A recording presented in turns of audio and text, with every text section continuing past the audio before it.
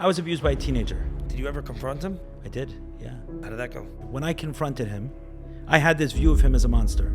I surprise confronted him. When I called him over the phone, he wasn't expecting it, and he shared more than he was comfortable with on the phone with me. After that, he decided to tell a family member who recommended he speak to an attorney, and then he clammed up. And then it took a 4-year process to eventually sit down with me, him, and that same therapist. I had a number of questions for him.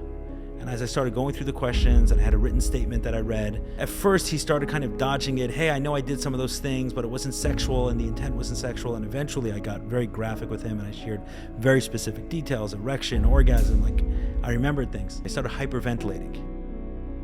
Can barely get his words, gasping on the other couch. And eventually he turns to the therapist and he says, am I a monster? Can I go home to my kids? Right. I have a question. Do monsters ask if they're monsters? No. No. Right. He's not a monster. That wasn't who he was.